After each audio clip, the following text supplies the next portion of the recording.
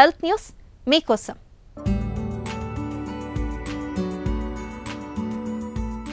పదేళ్లలోపే అమ్మాయిలు రజస్వల కావడం అనేది ఈ మధ్య చాలా సాధారణంగా మారిపోయింది. ఇలా జరగడానికి కారణాలేంటనే దానిపై ప్రపంచవ్యాప్తంగా అనేక పరిశోధనలు జరుగుతున్నాయి. అయితే అమ్మాయి చిన్న వయసులోనే రజస్వల కావడానికి యాంటీబయాటిక్ మందులు కూడా ఒక కారణమంటుంది దక్షిణ కొరియాలో జరిగిన ఒక అధ్యయనం. దక్షిణ కొరియాకు చెందిన యూనివర్సిటీ ఆసుపత్రిలో ఇటీవల సుమారు 2 లక్షల మంది ఆడపిల్లలపైన ఒక అధ్యయనం చేశారు. పరిశోధనలో భాగంగా అమ్మాయిలు పుట్టినప్పటి నుంచి 9 ఏళ్లు వచ్చే వరకు వారిని నిశితంగా గమనించారు.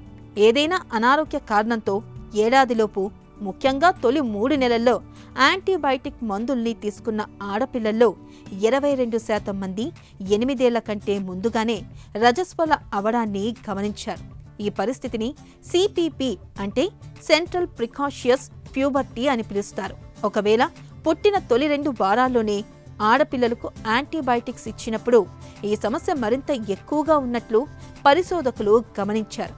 శరీరంలోకి చేరిన యాంటీబయాటిక్ మందులు ఆడపిల్లల్లో హార్మోన్ల వ్యవస్థను అదుపు తప్పేలా చేయడం వల్లనే ఇలా త్వరగా రజస్వల అవుతున్నారని ఈ అధ్యయనం చెబుతుంది.